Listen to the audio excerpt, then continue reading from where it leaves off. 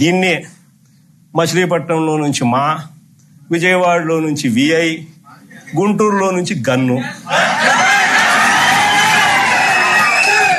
మావిగన్ అని చెప్పి ఈ 110 కిలోమీటర్లు ఈ ఎకనామిక్ కారిడార్ కింద, క్యాపిటల్ కారిడార్ కింద డిక్లేర్ చేసి ఆ కట్టే బిల్డింగ్ ఆడ కట్టుకోకుండా ఇక్కడ కట్టయ్యా 2 లక్షల కోట్లలో నువ్వు పెట్టే అమౌంట్ లో 10% ఇక్కడ పెడితే చాలయ్యా, ఆ రోడ్ల కనెక్టివిటీని కొంచెం ఇంప్రూవ్ చేస్తే చాలు, బ్రహ్మాండమైన రాజధాని ఇక్కడే తయారవుతుంది.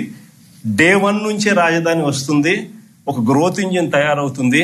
కనీసం 20 ఏళ్ల తర్వాత అయినా మన పిల్లలు ఉద్యోగాల కోసం ఎక్కడికెక్కడికో పోవాల్సిన అవసరం లేకుండా మా మావిగంలోనే ఉద్యోగాలు దొరుకుతాయ్యా అని చెప్పి అని చిలకకి చెప్పినట్టు చెప్పినా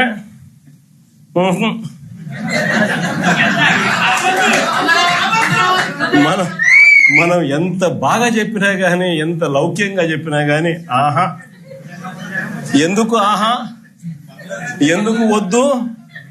కారణం ఆడ 2 లక్షల కోట్లు వర్కులు,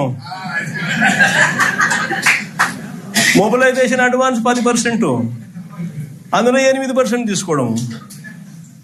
సో ఈ ఆదాయాలు అనేటివి ఉండవు కదా మావిగన్ అంటే, కాబట్టి వద్దు. దాంట్లో కాంట్రాక్టర్లు ఎవడు అంటే ఒకడు ఈనాడు వియంకుడు, ఇంకొకడు బలుసు శ్రీనివాసులు, ఇంకో బినామీ, అంతా ఇల్లే దోచుకోవడం, పంచుకోవడం, తినుకోవడం. అందుకని ఆహా, జగన్ ఏం చెప్పినా ఆహా.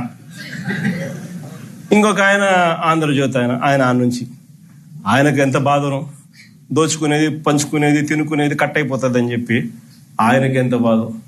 వైఎస్ఆర్సీపీ శ్రేణులందరి మీద అన్యాయమైన మాటలు, దుర్మార్గమైన మాటలు మాట్లాడతారు.